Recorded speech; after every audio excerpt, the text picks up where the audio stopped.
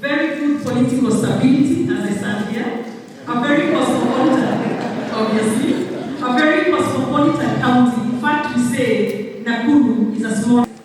That's the usual. 15% corporate tax for the next 10 years after that. So the first 10 years, you get 10%.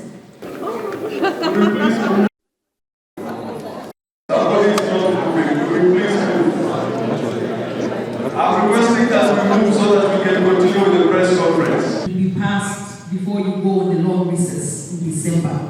I think it's completed, it's public participation, or it's at the tail end. We have also resolved land use in centers. We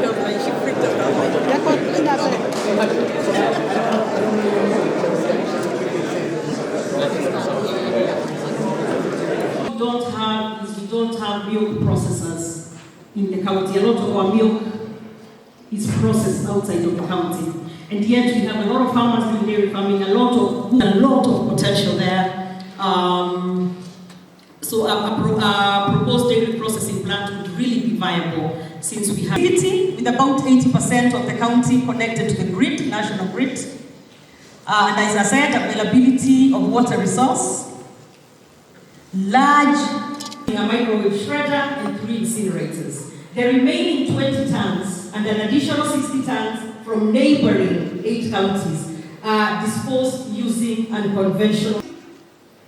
And with these certified seeds, if they're properly managed, they can boost our yields up to 15 tons per acre from just 5 to 8. We have the SGR, as I said, the ICT, special economic zones, as well as the EPZ within the county.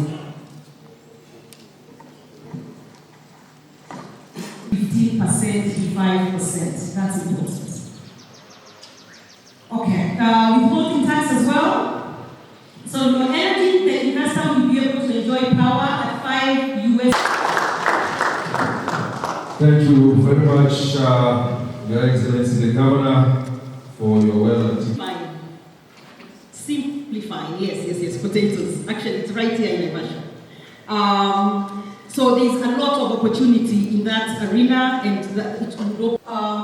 In addition, to the certified seeds, there is also a lot of opportunity for value addition on I see them and a lot of others in that area. Dairy value chain. That's another very, very critical one in Kenya, in case you know. In fact, I often tell the president, when other counties are talking about their cash crops, my cash crop is green energy. Yeah? The availability of water as well, power and skilled labor, this would be actually great. Thank you.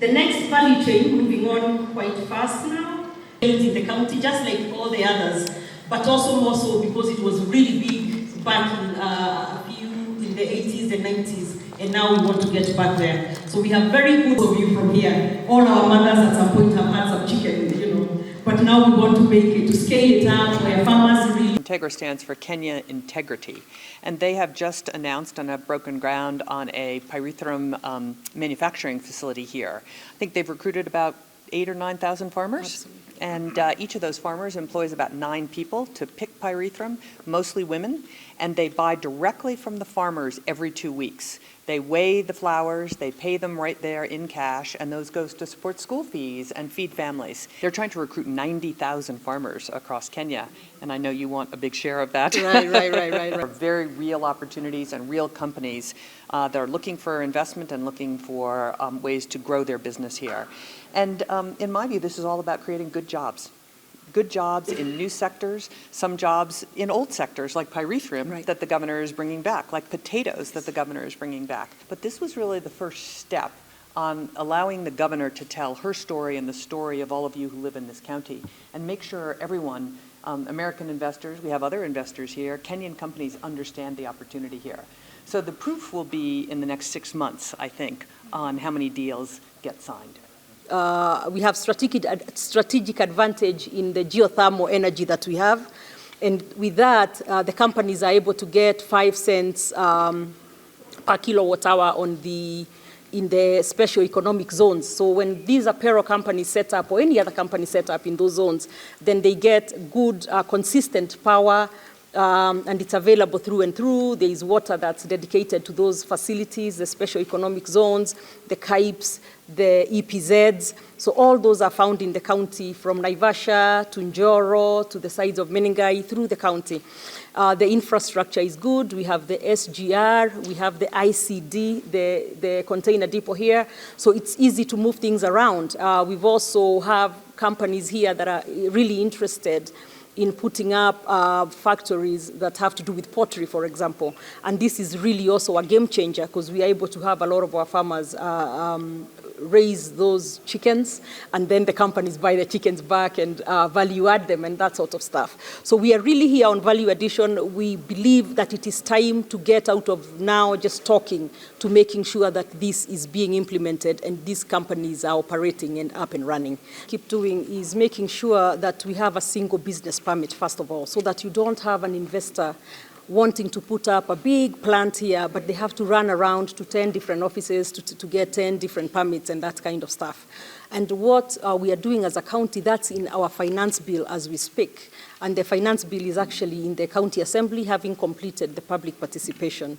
So we are hopeful that by the time they go on their long recess, which is at the first week of December, that will have passed. And that way, it will be an attractive place to put up businesses, because we are going to do away with these many taxes, double taxation or whatever you want to call it, and a lot of just disjointed and all over permits that different companies are required to have.